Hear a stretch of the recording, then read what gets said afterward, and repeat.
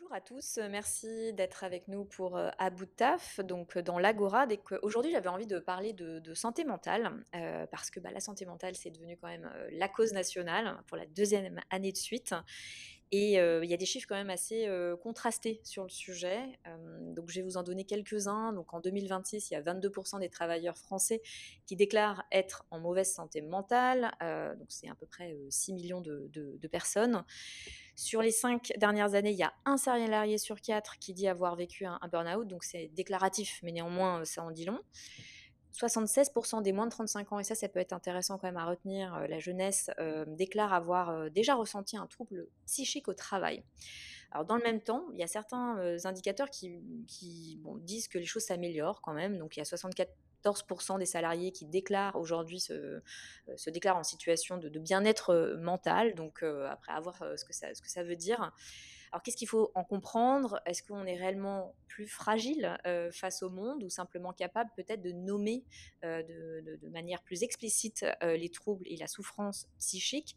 Est-ce qu'on assiste aussi, ou pas, à une crise, individuelle, ou à une transformation peut-être plus profonde de nos sociétés occidentales, marquée par, l'incertitude, l'individualisation, mais aussi l'évolution, et on le sait, du travail? Alors j'avais envie de citer un sociologue que j'aime bien qui s'appelle Alain, Ehrenberg, hein, qui parle de la fatigue d'être soi. Donc c'est, un livre éponyme où il dit que nos sociétés, finalement, elles valorisent, davantage l'autonomie, la responsabilité individuelle, et évidemment c'est une bonne chose. Mais cette liberté, elle est un petit peu vertigineuse, hein. Cette liberté, accrue, peut-être qu'elle s'accompagne d'une certaine pression psychique inédite, et ça, on va le voir ensemble. Et pour en parler, je reçois aujourd'hui Anaïs Roux, qui est directrice scientifique de TIL. Donc TIL, c'est une plateforme de prévention en santé mentale, pour comprendre pourquoi finalement la santé mentale, elle est devenue un enjeu central, hein, du travail, et pourquoi pas l'intelligence artificielle serait, voilà, une aide pour améliorer la situation, de la santé mentale actuellement. Alors merci beaucoup Anaïs d'être avec moi aujourd'hui. Merci J'espère que tu Laure. vas bien. Ouais. Donc j'ai une première question. Alors je pense qu'on doit te la poser tout le temps, mais moi je trouve ça important quand on traite de santé mentale de comprendre ce que c'est. Donc quand on parle de santé mentale, de quoi on parle exactement? Est-ce qu'on parle de pathologie, de bien-être, d'équilibre, psychologique? Est-ce que tu peux nous redonner une définition? Je trouve aussi que c'est important de commencer par ça parce que la définition de la santé mentale, elle évolue et déjà elle était pas la même il y a 50 ans. Ah, c'est Donc intéressant ça. Mmh. là, aujourd'hui, moi j'avoue que j'utilise tout le temps la définition de l'OMS, l'Organisation mondiale de la santé, Mmh. qui dit que, la santé mentale, c'est un état de bien-être, qui va permettre plusieurs choses. Premièrement, de réaliser son potentiel, donc là on va être dans du développement, de compétences. Deuxièmement, de faire face aux difficultés normales de la vie. Donc là, on va être un petit peu sur des notions de résilience. Troisièmement, de travailler avec succès et de manière productive. Et cette partie-là, elle est hyper importante parce que dans la définition même de la santé mentale, il y a un aspect qui est lié au travail. Et quatrièmement, c'est d'être en mesure d'apporter une contribution, à la communauté. Donc là, on Mmh. va être tout ce qui est, appartenance, à un groupe social, et aussi ce que, autrui va nous renvoyer, dans la société. Et alors tu as dit que ça avait évolué, et ça c'était, très bonne transition, parce que je voulais poser cette question, c'est comment elle a évolué, cette définition? Qu'est-ce qu'on prenait en compte ou ce qu'on prend plus en compte, ou inversement, dans la santé mentale? Ouais, Et pourquoi finalement ça a évolué? Alors j'imagine que c'est en miroir de notre société, mais bon, voilà. complètement. Bah, alors déjà cette définition, là que je viens de vous donner, elle date de 2005. D'accord. Donc Elle date 20 ans, voilà, voilà, 20 ans. j'allais dire Mmh. que d'un côté, elle a évolué depuis 50 ans, mais d'un autre côté, la définition générale de la santé mentale n'a pas évolué depuis 20 ans. Mmh. En revanche, la façon dont on va la considérer dans la société, ses tenants, ses aboutissants, ça en revanche, ça a évolué. Et si je reprends juste la différence par rapport à 50 ans, c'est qu'en fait, historiquement, la santé mentale, on, l'évaluait et on l'a considérée sur une échelle qui allait, on va dire, de -10 à 0. -10 étant, la présence, d'une pathologie, schizophrénie, bipolarité et cetera, et 0 l'absence de maladie psychique. Mmh. Finalement, cette définition a évolué, notamment grâce, à l'avènement de branches de la psychologie, comme la psychologie positive, qui elle, en fait, va s'attarder sur les notions d'épanouissement, d'équilibre, de bien-être, de développement et du coup, ce continuum de la santé mentale a vraiment évolué et on a rajouté la partie allant de 0 à +10 pouvant D'accord. du coup dire que, bah, chacun se situant sur ce scope, par exemple, si je suis à 1 ou à 2, en fait, j'ai la possibilité d'aller développer des facteurs pour me sentir mieux. Bah, du coup, ma question, du coup, maintenant qu'on a la définition, c'est peut-être de comprendre un peu ce qui se passe aujourd'hui, dans le monde, alors pas forcément tout de suite dans le monde du travail, mais déjà dans notre, société française. On va peut-être parler de la France d'abord. Donc j'ai donné quelques chiffres, Mmh. j'en redis quelques-uns. Donc il y avait les 22 des travailleurs en mauvaise santé mentale. On a, les 24 des salariés, qui auraient vécu un burn-out sur 5 ans. On a 37 qui ont déjà connu un arrêt de travail lié à la santé mentale. Donc je reviens sur les travailleurs par contre là, pardon, mais il y a un jeune sur 5 qui présente des symptômes dépressifs. Alors moi, ma question elle est assez blunt peut-être, mais c'est est-ce qu'on observe vraiment une dégradation de la santé mentale? Ou, on est plus capable, tu vois, de la mesurer, peut-être d'en parler, alors qu'avant, bon, bah, on se sentait un peu moins bien. Pardon, hein, peut-être que j'exagère, mais et du coup, on laissait passer, on se souciait moins de cela, quoi, Oui. très concrètement. Aujourd'hui, il est vrai qu'il y a des données qui convergent. Si on prend une donnée de l'OMS, l'OMS estime qu'une personne sur 8 dans le monde vit aujourd'hui avec un trouble mental. Depuis le Covid, les troubles anxieux, les troubles dépressifs ont quand même bondi de 25. En France, chez les 18-25 ans, ça c'est des données de l'INSERM, D'accord. la dépression est passée de 11,7 en 2017 à 20,8 en 2021. Mmh. Pour donner encore un chiffre, les arrêts maladie pour des raisons psychologiques, c'est aujourd'hui la deuxième cause, hein, d'arrêt en France. Ouais, tout à fait. Donc Mmh. aujourd'hui, oui, il y a des chiffres qui montrent qu'il y a une véritable dégradation de la santé mentale. En revanche, et tu l'as dit en effet dans ta question, je pense qu'il y a une nuance qui est quand même indispensable, c'est qu'il y a une dégradation réelle, mais il y a aussi une meilleure mesure. Et les 2 sont vrais simultanément Mmh. et donc ce qui fait qu'il faut résister à la simplification de se dire qu'il y a juste une hausse ou il y a juste en fait une meilleure mesure. Les 2 interagissent et en effet, il y a un troisième pan qui est qu'aujourd'hui, on a une déstigmatisation qui progresse, notamment portée par les jeunes. Mmh. Parler de santé mentale est devenu moins tabou qu'il y a 20 ans. Le vocabulaire lié à la santé mentale, c'est quand même beaucoup plus démocratisé. On entend beaucoup plus anxiété, burn-out, charge mentale, c'est rentré dans le langage courant. Aujourd'hui, on va nommer en fait des réalités qui existaient déjà, mais qui restaient silencieuses. Là aussi, ça participe, conjointement avec les données et les meilleures mesures, Mmh. à créer une observation d'une dégradation de la santé mentale. C'est intéressant, du coup, c'est l'importance du vocabulaire, de nommer, ça joue énormément. Donc ça, c'est intéressant, je trouve.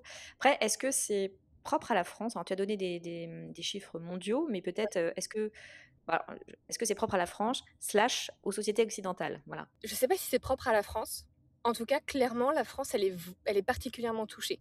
Et elle se distingue justement dans cette dégradation de la santé mentale. Il y a un chiffre, qui vient d'Ipsos, qui est sorti en 2025, qui est que 91 des Français estiment que leur pays va dans la mauvaise direction et ça, c'est un record mondial en termes de santé mentale. Donc ça, c'est un record mondial. Aujourd'hui, la France, ça fait quand même partie des pays, les plus grands, l'un des pays les plus grands consommateurs, d'antidépresseurs et d'anxiolytiques en Mmh. Europe. Il ne faut pas non plus oublier que dans notre pays, on a quand même un système de soins psychologiques qui est sous pression.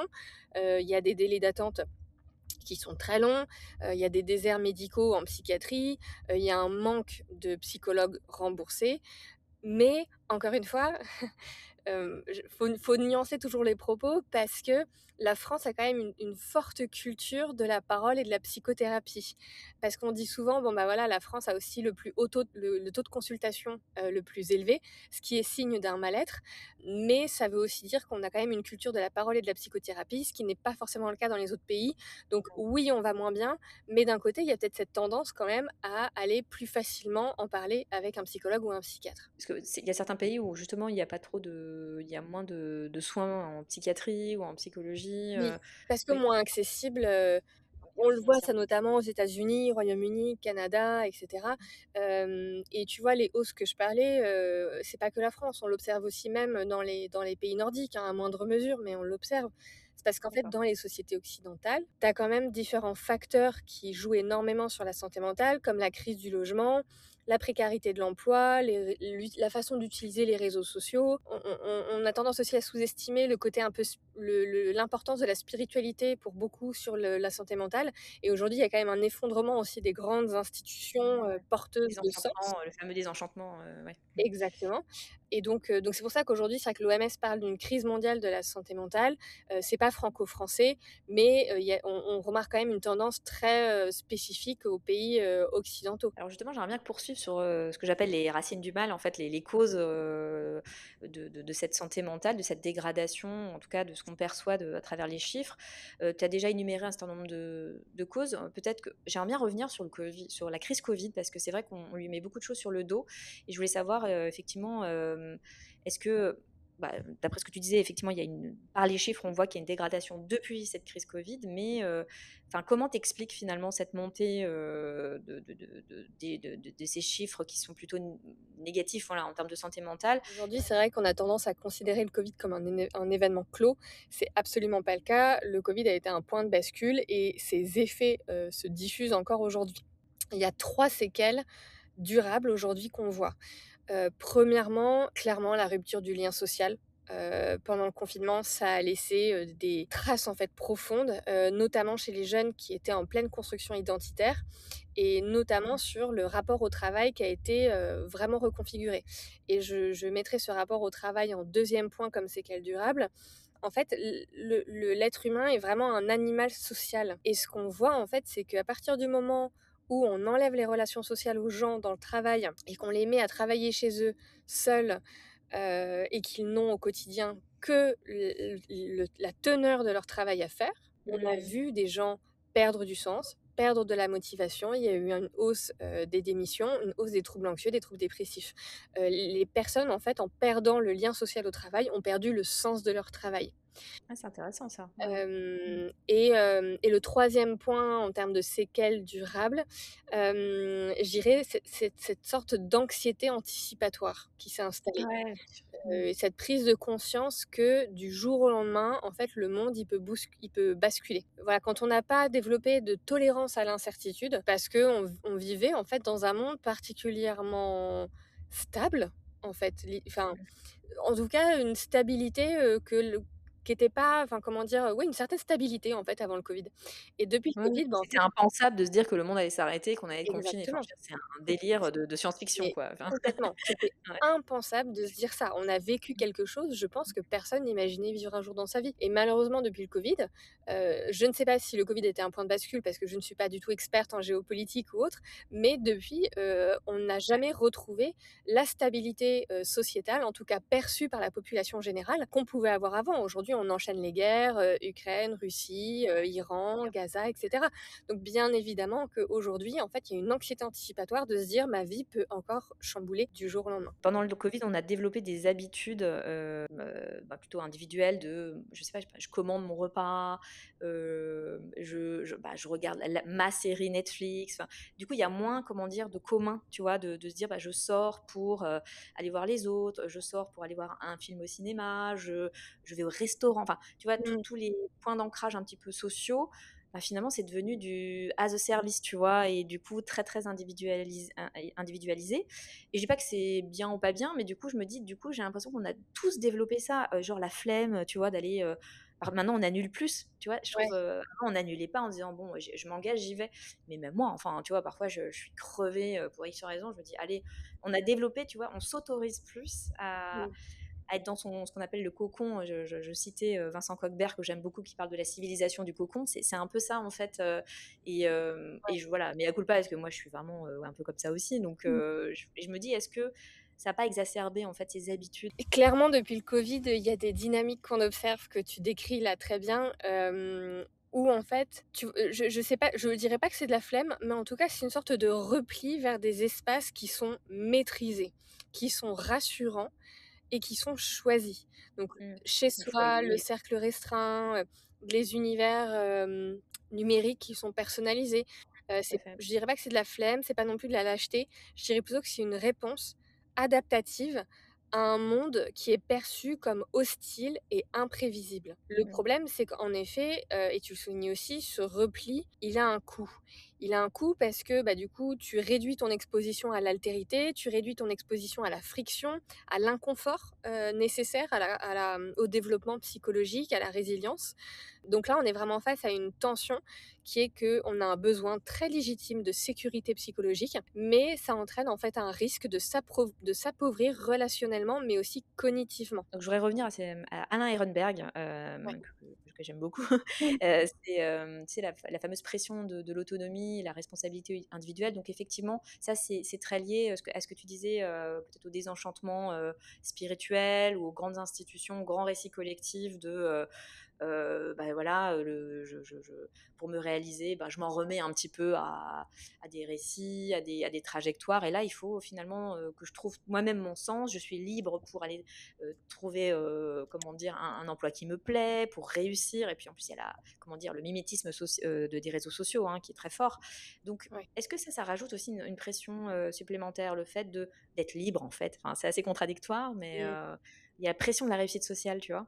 Alors j'ai pas lu, j'ai pas lu le livre, que Voilà, tu cites, mais je vais le résumer un peu grossièrement, voilà. mais du coup, tu me donnes très envie de le lire.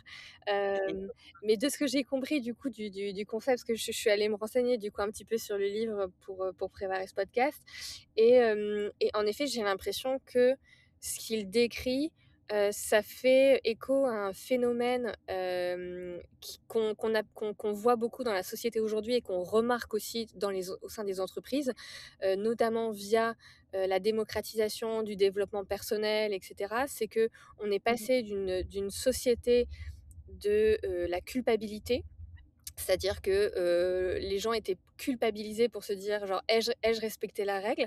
Est-ce que j'ai fait ce qu'il fallait faire, pour faire partie de cette société, faire partie de cette entreprise par rapport aux règles, aux injonctions qui sont mises en place?» Aujourd'hui, on est plus vers une société, on va dire, de la honte et de l'insuffisance, qui va dire: mh. «Est-ce que je suis assez? Est-ce que je travaille assez? Est-ce que je suis assez, fort, assez musclé, assez beau, assez intelligent, assez compétent?» Aujourd'hui, en fait, on est, comment dire? L'individu est individualisé, comment dire? Est responsabilisé Ouais, pour lui-même se réaliser, trouver sa voie, être l'auteur de sa propre vie, trouver sa passion, deviens la meilleure version de toi-même. Ça, on l'entend C'est plein d'injonctions, en fait, et ces ouais, tout injonctions, à en fait. fait, elles sont épuisantes parce qu'elles n'ont pas de plafond. Ce sera jamais suffisant.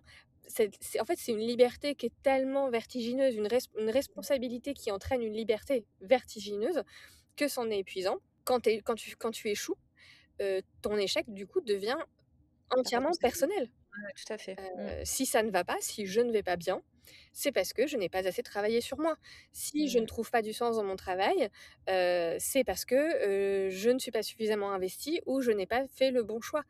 Ouais, ouais. Donc Ouais, c'est les limites du développement personnel, je trouve, ouais, de bas étage, on va dire ça comme ça, enfin, ouais, ouais, c'est très années, 2000-2010, enfin, on a beaucoup lu ça, enfin, voilà, c'était, exactement, et tu vois, et je crois que je me demande si c'est pas Ehrenberg qui je sais plus si j'ai lu ça à côté ou dans le résumé du livre de Ehrenberg, mais qui montrait qu'il y avait quand même un lien direct avec la dépression. mmh, Qu'en fait, il y a une telle incapacité, enfin, il y a une telle, du coup, l'impression que ça nous donne, c'est qu'on a une telle incapacité à être à la hauteur de soi-même, que du coup, on souffre de ce qu'on n'arrive pas à être, et donc on en vient à développer aussi beaucoup plus de dépression. Et je pense mmh. qu'il y a une notion que moi j'adore, qui est importante à introduire à ce moment-là, c'est le locus de contrôle, et qu'il faut garder en tête quand on veut devenir la meilleure version de soi-même et qu'on est face à ces injonctions. C'est qu'il y a des choses qu'on maîtrise et il y a des choses qu'on ne maîtrise pas, et c'est important de savoir faire la différence. Et il y a un autre, sujet, bon, dont on parle beaucoup et tu l'as un peu, énuméré au départ, c'est, le fameux environnement numérique, l'anxiété due bah, voilà, aux réseaux sociaux, bon, ça revient un peu au même aussi, ça a une sorte de Ouais, pression, et bon, ça c'est le premier aspect, mais il y a aussi, bah, on s'enferme quoi, dans des bulles, ce qu'on appelle les bulles de filtre, on s'enferme dans un univers numérique où on s'invente même une vie, enfin du coup, bah, ça développe aussi, ben, je pense un peu des pathologies par rapport au réel.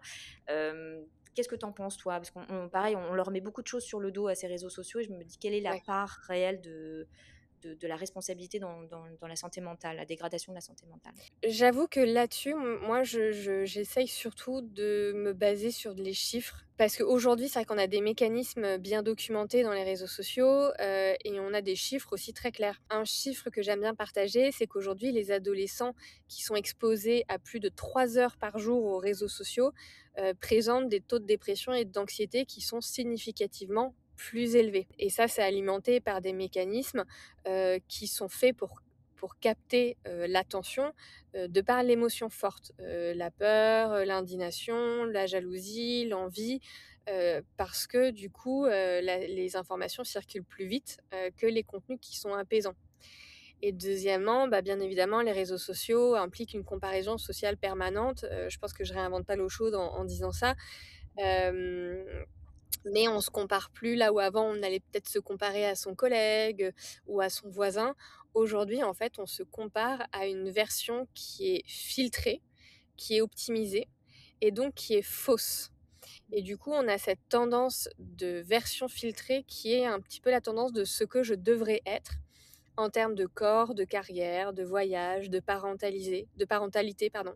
Mmh. Et du coup, clairement, je vois pas d'autres résultats et d'autres conséquences qu'une insuffisance, une sensation d'insuffisance chronique et là, on peut clairement faire le lien avec Ehrenberg de, je ne Ouais. suis pas à la hauteur des autres et de ce que je devrais être et on a beau, se répéter que c'est filtré et que, les gens montrent ce qu'ils veulent montrer, le résultat est que quand on a une vingtaine de personnes qui nous montrent une version idéalisée, bien évidemment que n'importe qui va se dire qu'il y a quelque chose qui cloche, chez Mmh. lui.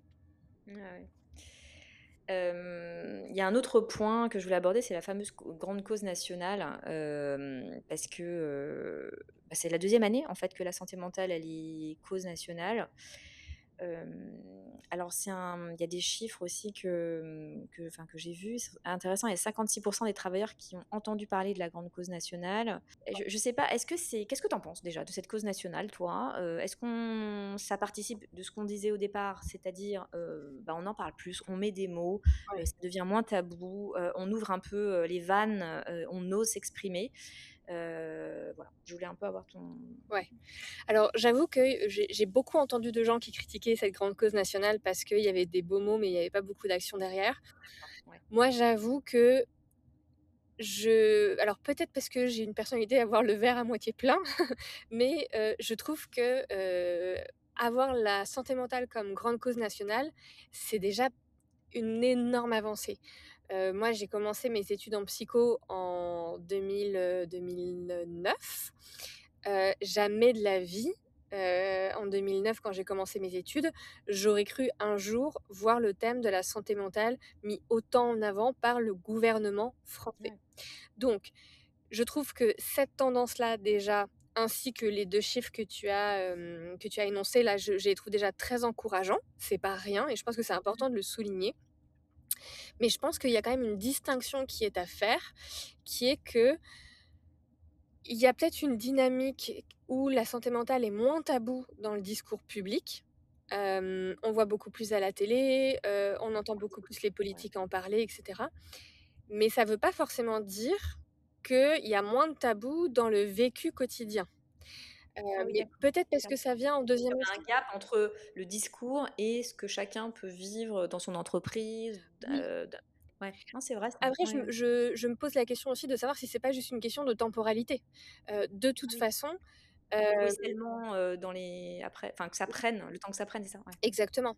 Après, là où ça m'inquiète un petit peu plus, c'est que je trouve que dans les dynamiques, généralement, on voyait plus, les entreprises être précurseuses, de Mmh mh. dynamiques pour qu'ensuite, la société et la sphère politique, s'en Sensibilise. emparent. Mmh. Là, j'ai l'impression que c'est un peu l'inverse. On a la société qui commence et le gouvernement qui s'empare de ce sujet de la santé mentale. Aujourd'hui, dans les entreprises, c'est vrai qu'il y a quand même des éléments enfin, il y a 2 niveaux, hein, d'évolution.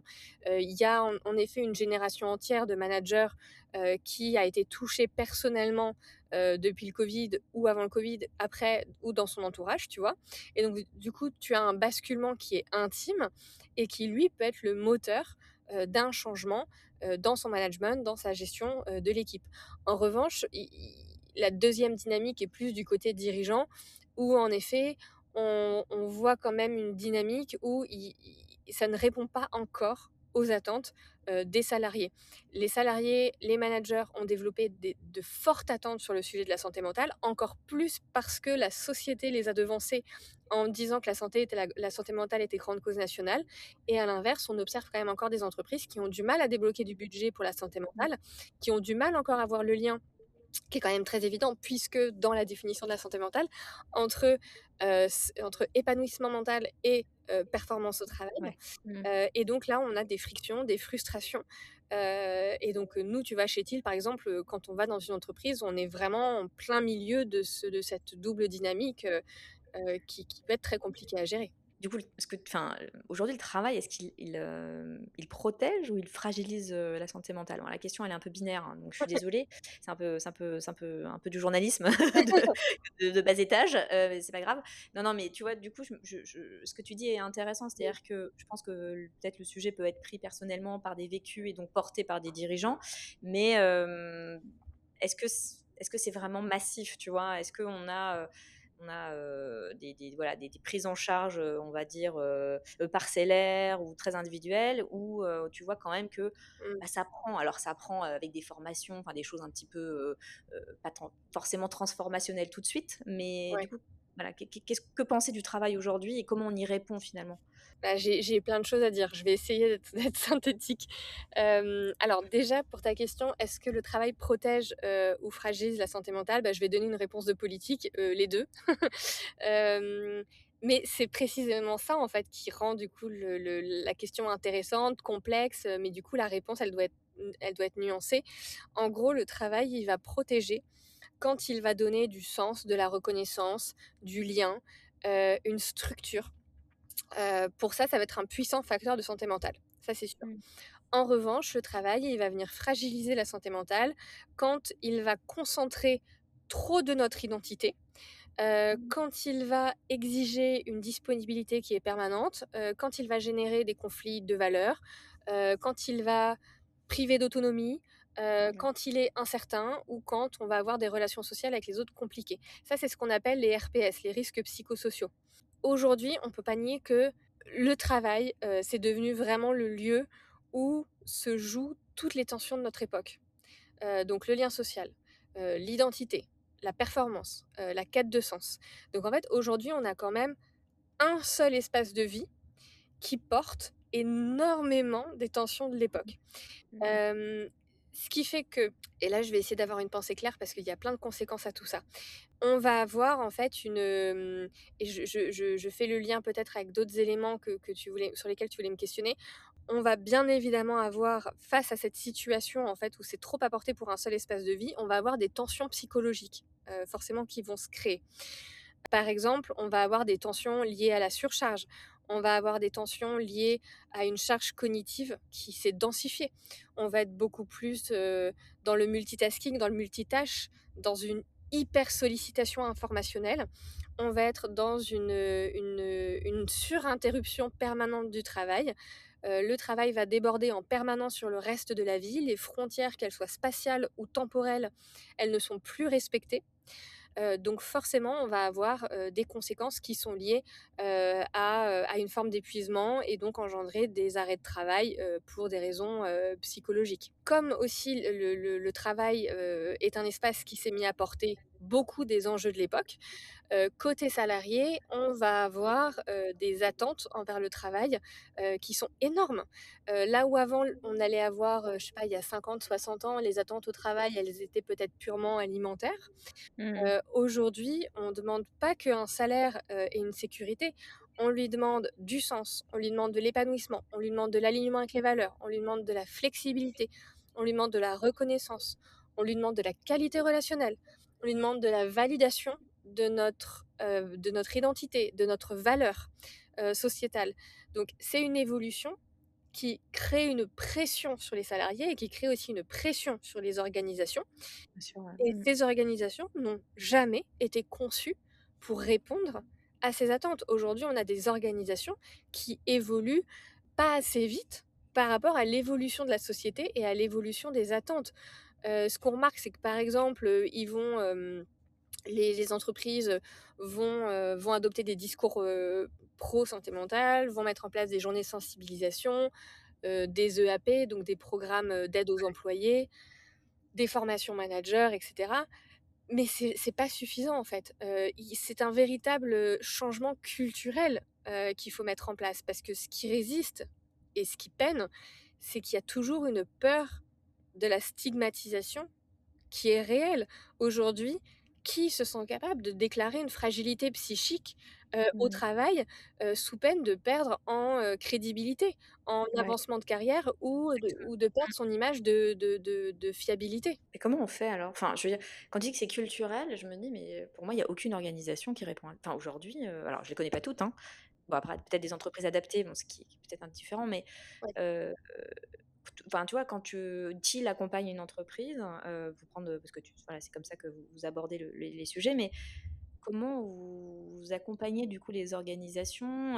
On parlera peut-être d'IA du coup, parce que je sais que Mmh. c'est un ouais, enfin, c'est qu'un outil, mais je pense que l'idée c'est d'avoir une approche, c'est plus intéressant.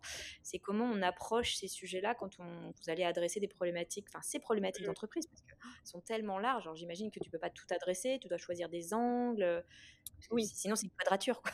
Complètement. Bah, en fait, déjà, tu ne peux pas copier-coller, quelque chose que fait ton voisin. Mmh, Ça, on le remarque beaucoup. Par exemple, si, il y a une boîte dans le luxe qui se met à faire quelque chose, les autres boîtes dans le luxe vont se mettre à le faire. Pareil chez les mmh, boîtes dans les boîtes de consulting. En réalité, chaque boîte a ses enjeux, a ses problématiques parce qu'il a différentes personnalités qui composent, son écosystème et donc il y a différentes problématiques soulevées, différentes attentes, différents besoins. Je pense que ce qui bloque, c'est souvent et qui peut être légitime, c'est une aversion au risque. C'est qu'en fait, traiter de la santé mentale, ça demande de changer complètement son paradigme, mais un paradigme qui va être culturel. C'est qu'en fait, aujourd'hui, pourquoi est-ce qu'on a des indicateurs de santé mentale qui continuent de se dégrader malgré les initiatives? C'est parce qu'encore trop souvent, les entreprises s'y prennent quand il y a un problème qui est déjà avéré. Quand il y a eu un harcèlement déclaré, quand il y a eu plusieurs burn-out, quand il y a trop d'arrêts de travail. On agit trop en aval. mmh. Il faut absolument agir en amont et ça, c'est quelque chose, encore une fois, qui est ancré dans la culture française. Qui dans les foyers français, achète des ampoules, pour les la lumière des toilettes ou de la salle de bain, en amont Ouais. et qui en a en stock, dans son placard? Très, très bonne analogie, j'y avais même pas pensé. Genre on est tous à aller dans notre salle de bain dans le noir pendant 3 jours avant de racheter une ampoule, et c'est la même chose dans les entreprises. On va soigner le burn-out quand c'est déclaré, on va accompagner la crise quand la crise est déjà là, Mmh, plutôt que travailler sur l'organisation de travail elle-même en amont. Et aujourd'hui, en fait, les vrais changements au travail qui ont prouvé, avoir un impact positif sur la santé mentale et sur la performance au travail, ce sont des actions qui sont faites en amont, qui sont dans la prévention de la santé mentale et qui sont en fait complètement disruptives. Par exemple, on a des chiffres incroyables qui nous viennent notamment des UK sur le test de la semaine à 4 jours. Aujourd'hui, la France n'est pas prête à mettre en place la semaine de 4 jours. Parce qu'on se mmh. dit que les personnes, parce que on a une idée préconçue et qu'on se base sur nos avis personnels en se disant que 4 jours versus 5, bien évidemment que les personnes vont perdre en productivité, l'entreprise va ralentir, ça ne va pas fonctionner, l'entreprise va mettre les clés sous la porte. Alors que si on adopte une posture humble et qu'on se base réellement sur la science et sur les résultats des expériences, on verrait en fait que c'est complètement l'inverse. Mmh. Donc aujourd'hui, il y a encore trop de résistance dans les organisations elles-mêmes, et on ne va pas toucher la cause. Du coup, j'aimerais bien parler d'IA dans tout ça, parce que Oui. Teals, c'est aussi, ça propose, enfin, c'est une plateforme en fait, d'accompagnement en santé mentale. Du coup, comment enfin, moi, je serais curieuse de savoir comment ça fonctionne. Quelle est la part d'IA dedans? Est-ce que c'est un soutien, enfin, où est-ce que ça s'immisce en fait dans le soutien, cognitif ou émotionnel? Quels sont les usages que vous observez? Ça peut être intéressant parce OK. qu'on dit beaucoup de choses, il y a beaucoup de là, j'ai écrit un article sur le sujet, pour My Happy Job, c'était amusant, justement sur les nouveaux usages, relationnels de l'IA, Mmh. et c'était une observation, c'était pas du tout: «Ah, c'est ça qu'il faut faire» et cetera. Il y a eu, beaucoup de ouais, ouais, enfin, les gens étaient là: «Mais non, mais c'est pas possible» et cetera. Bah, oui, mais les gens, en fait, ils utilisent enfin, je dis les gens, mais peut-être enfin, moi, je le fais pas personnellement, très honnêtement, mais en entreprise pour, par exemple, j'ai un conflit à gérer, je sais pas comment faire et ben, aujourd'hui, l'IA, alors pour le coup, ça sera peut-être des ChatGPT, ce sera pas forcément Till, mais utilise, ça pour, enfin, cet outil conversationnel comme un soutien, quoi. Donc je Oui. trouve ça enfin, je trouve ça intéressant. Effrayant, mais aussi intéressant d'un point de vue d'usage. Pour recontextualiser un petit peu, là, tout ce que je vais te partager, en fait, ça vient d'un baromètre que, bah, je crois qui est sorti d'ailleurs, aujourd'hui, Mmh, enfin qui est sorti aujourd'hui, on a commencé à faire la communication aujourd'hui, d'accord. qui évalue, l'impact de l'IA sur la santé mentale. Après nous, chez Teal, on a aussi développé un outil qui s'appelle Joy, qui Ah, est une IA qui va venir, donner un soutien ponctuel à nos utilisateurs quand ils ont, un problème. Après, nous, on considère vraiment l'IA ou les LLM en tout cas comme Joy, comme un support à la santé mentale. C'est-à-dire que tu ne feras jamais une psychothérapie avec Joy. En mmh, revanche, Joy va pouvoir te donner, des conseils que tu peux mettre en application tout de suite, pour te libérer d'une charge cognitive ou émotionnelle. En d'accord. revanche, on va toujours, enjoindre l'utilisateur à, consulter un psychologue, D'accord. et on Mmh. va toujours l'orienter vers des contenus beaucoup plus développés. Mais la démarche, elle est, proactive, c'est-à-dire, c'est un agent conversationnel, il va pas détecter, des troubles, Non, enfin, il y a ce serait très aucun difficile à travers un Aucun ordinateur. diagnostic. Non, Ouais. aucun diagnostic n'est possible avec un LLM aujourd'hui et c'est pas que chez Till. Nous, chez Till, on a mis un point d'honneur à bien évidemment développer un LLM qui est éthique et déontologique, Mmh, à d'accord. l'inverse d'un LLM comme ChatGPT. Oui, oui, bah, ça, c'est ouvert, ouais. Voilà, parce Les que dérives, ouais. je pense que les gens oublient, en fait et ça, c'est vraiment important, je digresse un petit peu, hein, mais Non, non, c'est très intéressant de parler je de pense que remettre les choses à plat. oui, voilà, je pense que ce qui est important, en fait, à Ouais. garder en tête, c'est que OpenAI, et Google, qui sont derrière Gemini et ChatGPT, ce sont des entreprises qui sont privées, qui ne font pas de santé mentale de base et dont les outils, donc Gemini et ChatGPT, ont été développés pour développer la rétention de leurs utilisateurs. Donc en fait, ils vont vous faire en sorte que vous restiez longtemps et que vous reveniez. Et ce sont aussi des entreprises privées qui se font de l'argent sur vos données personnelles. Mmh. Et donc du coup, il y a 2 choses. C'est que premièrement, faites attention à tout ce que vous confiez à ces IA parce que en fait, ça va être utilisé. Notamment là, il y a eu un scandale parce que OpenAI est quand même très, très proche du gouvernement américain, notamment dans le transfert de données, donc attention à ce que vous dites, aux IA. Et deuxièmement, c'est qu'étant donné que, l'objectif est de vous faire, revenir, bien évidemment qu'ils vont vous dire des choses comme: «Tu as parfaitement raison, en effet, peut-être qu'il y a un problème du côté de l'autre personne». En tout cas, vous n'allez pas du tout être, pas violenté, mais remis en question. Alors que le développement psychologique, émotionnel, cognitif et cetera, se joue aussi sur la friction. Aujourd'hui, les LLM participent au fait qu'on ne supporte plus la friction avec Ouais. autrui et la remise en question de ce qu'on pense, de ce qu'on est et de ce qu'on fait. Et donc ça, il faut faire très attention. Et donc pour revenir à ta question, désolée pour la digression, autre élément pour remettre un peu l'église au milieu du village, c'est que, l'IA générative aujourd'hui n'est pas omniprésente dans les pratiques de travail.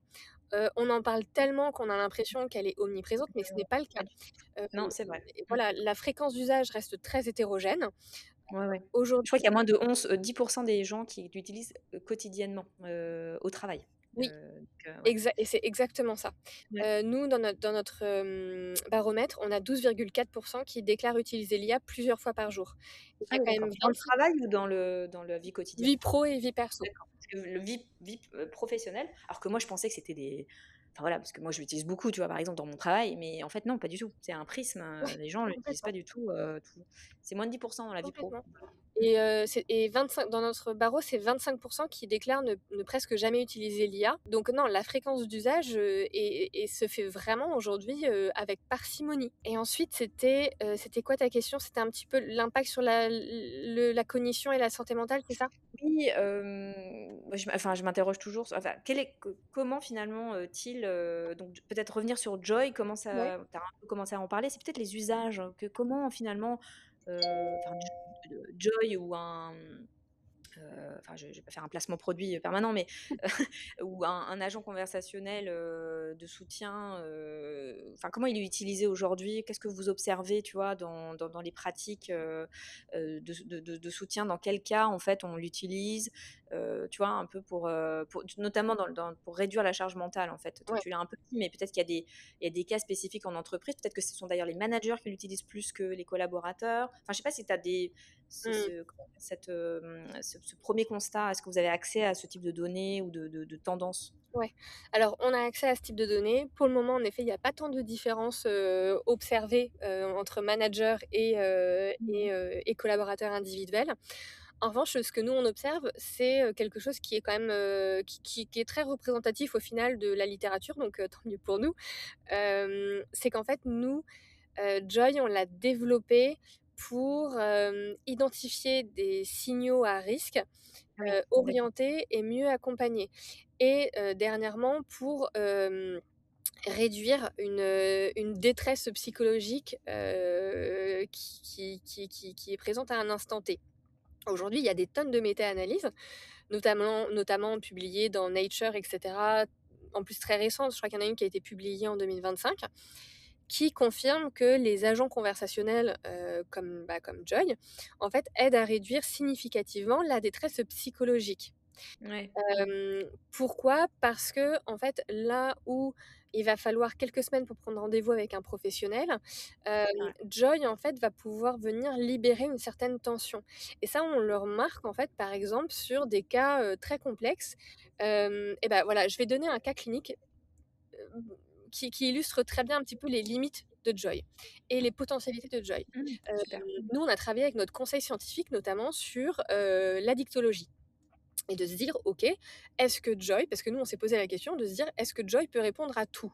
La réponse est non. Donc il y a des choses qu'on a configurées comme Joy peut y répondre et des éléments on s'est dit: «Ça Joy, on ne veut pas qu'elle y réponde, elle ne va rien dire dessus, elle va tout de suite réorienter la personne vers des numéros d'urgence ou vers une prise de Mmh. rendez-vous avec un psychologue». Et en fait, il y a des sujets qui vont être très difficiles à aborder comme l'addictologie, où instinctivement on va se dire: «Ah ben non, c'est pas possible de parler addicto avec une IA». Donc on va tout de suite réorienter vers les numéros d'urgence ou vers le psy. Et c'est là où en fait on a été challengé par le conseil scientifique qui nous a dit: «Mais alors pourquoi?» Aujourd'hui, il y a quand même beaucoup de méta-analyses qui disent que l'IA aide à réduire la détresse psychologique. Pourquoi on n'utiliserait pas Joy dans ce cas-là? Ce qui fait qu'on a développé plusieurs cas cliniques, qui est que quand une personne souhaite un diagnostic, de d'addiction, Joy réoriente, automatiquement. D'accord. Si la personne, pose des questions sur une addiction, là, Joy y répond. Si D'accord. la Donc personne une granularité dans exactement, les réponses, quoi. Mmh. exactement. Et tu vois, si la personne, décrit dans son prompt, qu'elle est potentiellement en train de rechuter, Joy répond. C'est-à-dire qu'il y a une détresse psychologique qui est immédiate et Joy a la potentialité de soulager cette détresse immédiatement. Et donc on a fait le choix de laisser Joy répondre pour pouvoir lui donner des conseils comme, n'hésite pas, voilà, reprends ta feuille que tu as créée, j'imagine avec ton psychologue, une feuille anti-rechute, Mmh. fais ces activités qui te font du bien, appelle un proche et cetera, tout en D'accord. réorientant à la fin, bien évidemment, Ouais. vers le professionnel de santé. Donc en fait, on a réussi à trouver cet équilibre et ce juste équilibre de là, c'est trop pathologique pour que Joy le prenne en charge, c'est hors de question qu'une IA le fasse, il faut de l'humain. En revanche, quand un humain n'est pas disponible, le LLM peut quand même, soulager une certaine détresse immédiatement. Peut-être un dernier point, revenir sur les parce qu'on en parle beaucoup, tu sais, des risques d'anthropomorphisme, c'est ce qu'on appelle l'effet ELISA, c'est-à-dire, ben, oui, il y a des formes de dépendance, enfin plutôt émotionnelle que cognitive d'ailleurs, quoique. Mais là, on est plus sur la dépendance émotionnelle, c'est-à-dire, ben, voilà, on s'adresse, à une IA, on a l'impression que c'est une personne. Bon, ça fait rire, mais en fait, c'est pas si drôle que ça parce que, je veux dire, c'est quand même documenté ce truc-là. OK, Donc moi, je voulais savoir si enfin, toi, tu observes ça, alors pas forcément via Joy, mais dans des comportements, liés à la conversation, avec des IA. Et comment peut-être vous l'avez adressé aussi? Enfin, est-ce que vous l'avez, bon, Oui. j'ai cru comprendre, voilà, en filigrane de ce que tu me dis, voilà, comment vous l'adressez avec, des recours ou des voilà, des process qui, tout de suite, alertent et amènent, à contacter une tiers personne, enfin un tiers quoi. Donc, je voulais savoir un peu comment déjà, est-ce que tu constates ça? Et puis, voilà, effectivement, comment ces process sont adressés dans le cadre de Teal? OK. Du coup, oui, l'effet ELISA dont tu parles, déjà pour ceux qui connaissent pas, ELISA, en fait, c'est le nom du premier chatbot, thérapeutique qui a été développé dans les années 60. Et du coup, l'effet ELISA, ça décrit, comme tu l'avais dit, la tendance un peu naturelle qu'on a, à, projeter, de l'intentionnalité, de l'empathie, voire de l'affection sur une machine.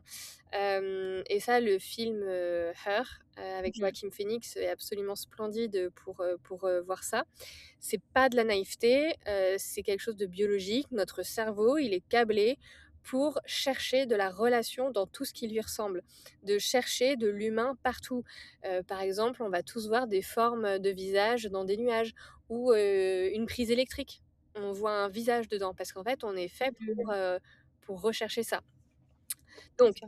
le risque, en fait, c'est que on va confondre, la fluidité d'une réponse donnée par un LLM avec une compréhension réelle, et on va confondre la disponibilité permanente de l'IA avec une présence qui est authentique.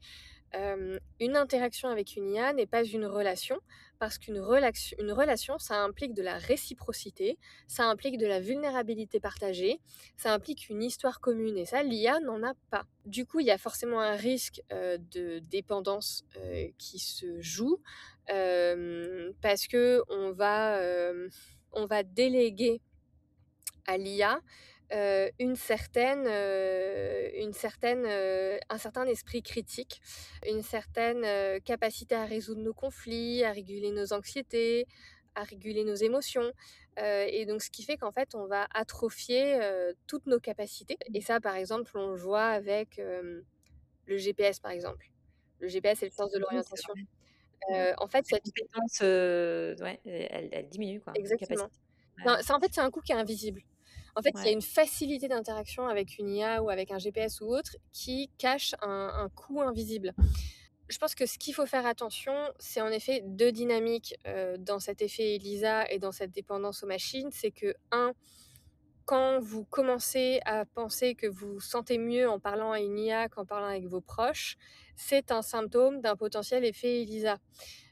Quand vous commencez à avoir du mal à réguler vous-même vos émotions en toute, indépendance, à gérer vos conflits en toute indépendance sans en parler à l'IA, il y a probablement une dépendance qui se met en place. L'IA aujourd'hui, c'est un outil remarquable, hein, c'est un outil d'accès aux soins, notamment dans les déserts médicaux, de soutien, mais elle doit jamais devenir un substitut de lien humain et elle ne doit jamais faire semblant que c'est un lien humain. Est-ce que c'est l'avenir en fait? C'est ce support, émotionnel enfin via l'IA pour toi? Est-ce que tu es plutôt optimiste par rapport à ça? Alors, j'imagine dans un certain cadre, mais, est-ce que tu crois que ça va se développer, dans les organisations? Enfin, j'ai plutôt l'impression que oui, mais parce qu'on en parle, enfin ces usages auxquels je pensais pas du tout moi personnellement, je vois que ça se développe beaucoup et je vois beaucoup de choses sortir sur le sujet en fait en ce moment. Bah, des usages, des enquêtes, alors que c'est marrant qu'au départ, on disait: «Ouais, c'est la productivité, on va mieux travailler», mais en fait, j'ai l'impression que bon, c'est sûr qu'on travaille mieux, enfin, je sais pas moi, pour faire des résumés, des choses comme ça, c'est super, mais finalement, c'est peut-être le côté plus relationnel qui va prévaloir, je sais pas. Mmh. Oui, c'est une bonne question, et pour être honnête, j'avoue que je n'en ai aucune idée parce que je suis aussi toujours surprise, de voir comment le monde évolue et comment le monde se saisit des différents outils. Quand l'IA a commencé à apparaître, jamais je n'aurais cru qu'en 365 jours, le cas d'usage numéro un de l'IA entre 2024 et 2025 allait devenir, la conversation thérapeutique. Mmh. Ça signifie réellement qu'il y a une crise, réelle et en fait, c'est Ouais. pour ça que je peux pas répondre pour savoir est-ce que l'IA est le futur? Parce qu'en fait, Mmh. pour moi, l'IA n'est qu'un outil de médiation. En fait, c'est un outil qui est qui est présent aujourd'hui. Il y a rien qui nous dit que dans 5 ans, les gens ne vont pas se lasser parce qu'on voit déjà, hein, une tendance, aux personnes qui sont un peu saoulées par l'IA et qui ne veulent plus adhérer à l'IA ou qui abandonnent l'IA parce que, bah, malgré le fait que ça libère un peu de charge mentale, bah, en fait, ça vient aussi réduire quand même l'estime de soi. Il y a Mmh. quand même une prise de conscience sur l'IA. Donc on ne sait pas en fait si c'est un outil, si c'est l'outil qui va être utilisé. Ça se trouve dans 3 ans, il y a un nouvel outil qui va sortir et c'est celui-là qui va perdurer pendant 5 ans, 10 ans, puis dans 10 ans, il y en a un autre. Je pense qu'il vaut mieux se concentrer et analyser sur pourquoi aujourd'hui l'IA est un outil qu'on utilise et aller rechercher les sources. Et la source, c'est qu'aujourd'hui, il y a une crise qui est réelle, qui est documentée, qui est mesurable et que nier les chiffres de mal-être serait d'une malhonnêteté intellectuelle. Aujourd'hui, on est en train de changer de civilisation. On change notre rapport au collectif, on change notre rapport à la performance, à la technologie, au sens. On est en train de reconfigurer des choses. Et donc les symptômes psychiques qu'on observe aujourd'hui, ce sont pas forcément des comment dire? Des pannes individuelles, des mal-être individuels comme on peut, souvent le lire.